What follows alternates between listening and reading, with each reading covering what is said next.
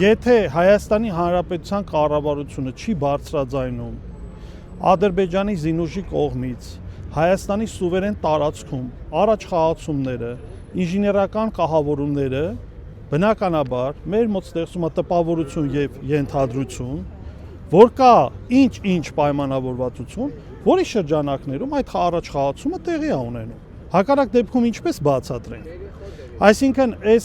բացահայտումների շրջանակներում բազմաթիվ նաև լրատվական գործակալություններ, կազմակերպություններ լրացուցիչ փորձաքննություն իրականացրեցին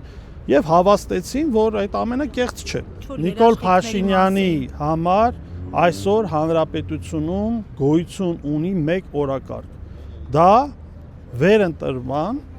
ինքնաարտադրման օրակարգն է։ Այդ օրակարգը փաթեթավորված է խաղաղության կարգախոսներով։ Երբ որ ընդդիմությունը բարձրաձայնում է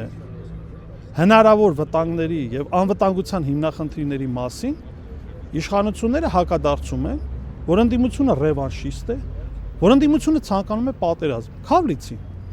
ոչ մի երկրում ոչ մի adekvat ընդդիմություն պատերազմ չի ցանկանում։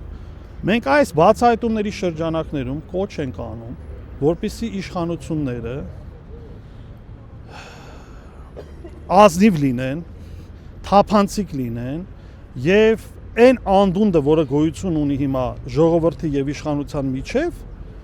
կարողանան հստակ արժևորել, հասկանալ, որ իրենք այլևս չեն վայելում